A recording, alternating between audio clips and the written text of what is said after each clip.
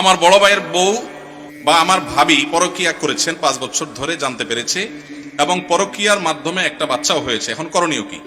পরকীয়া এখন ঘরে ঘরে হয়েছে ভাই, জঘন্য ব্যাধিতে পরিণত হয়েছে। তো এইরকম যদি পরিস্থিতি হয়, ইসলামী শরিয়াত দৃষ্টিকোণ থেকে এটা সবচেয়ে বড় জঘন্য অপরাধ হয়েছে। ইসলামী বিচার ব্যবস্থা থাকলে এর সবচেয়ে কঠিন শাস্তি হতো। যেহেতু বিচারিকভাবে আইনগতভাবে সেটা কার্যকর করবার সুযোগ নেই, যেহেতু ইসলামী বিচার ব্যবস্থা নেই, এজন্য এটার বিচারের ভার কোন এলাকার কোন মোড়ল মাতবর কেউ নিজের হাতে নেওয়ার অধিকার কারোর নাই, সুযোগ নাই, খবরদার। তবে এরকম পাপিষ্ঠ তার সাথে সংসার করার বিষয়ে যদি সে চরিত্রহীন এটা সাব্যস্ত হয়, যার চরিত্র সংশোধনের আশা না থাকে, তাহলে তাকে ডিভোর্স দিয়ে ভিন্ন কোনো চিন্তা তার স্বামী করতে হবে। আর যদি তিনি তার কৃতকর্মের জন্য অনুতপ্ত হয়ে আল্লাহর কাছে মাফ চান, যেহেতু ইসলামী বিচার ব্যবস্থা নাই, সেহেতু তার শাস্তি কার্যকর করবার উপায় নাই, কিন্তু তিনি তওবা করলে আল্লাহ তাআলা চাইলে মাফও করতে পারেন। এটা একান্ত তাদের বিষয়, আল্লাহর বিষয়। আমাদের পরিবারে অনেকে অনেক সময় বড় রোগে আক্রান্ত হন, যেমন cancer, brain tumour, liver cirrhosis ইত্যাদি। এই ধরনের রোগের চিকিৎসার ক্ষেত্রে অনেকে তার পুরো সম্পদ বিক্রি করে ফেলে, নিঃস্ব হয়ে যায়।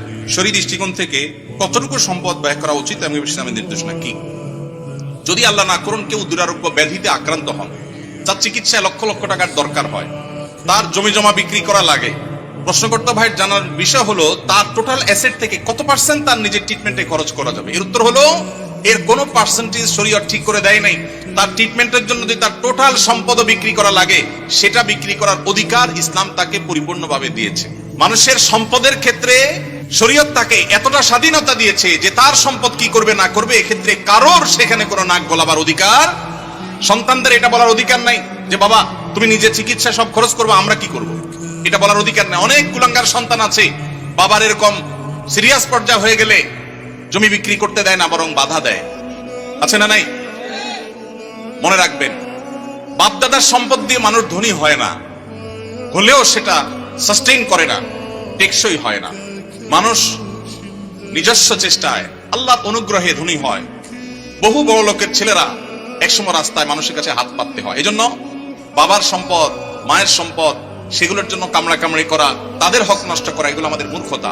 তবে হ্যাঁ, কেউ যদি মনে করেন যে দুরারোগ্য ব্যাধিতে আমি আক্রান্ত হয়েছি, এখানে ট্রিটমেন্ট করে আসলে লাভ হবে না, ডাক্তারদের অ্যাসেসমেন্ট অনুযায়ী মৃত্যুই নিশ্চিত এবং জটিল পরিস্থিতি, তাহলে সেক্ষেত্রে আমার বাচ্চারা তারা অসহায় হয়ে যাওয়ার চাইতে আমি সুন্নত হিসাবে ট্রিটমেন্ট করি, কিন্তু খুব বেশি অ্যাগ্রেসিভলি ট্রিটমেন্টের জন্য খরচ করবো না। এটা যদি কেউ সিদ্ধান্ত নেয়, তো সেই এখতিয়ারও শরীয়ত ওই ব্যক্তিকে দিয়েছে, অবস্থা বুঝে তিনি ডিসিশন নেবেন।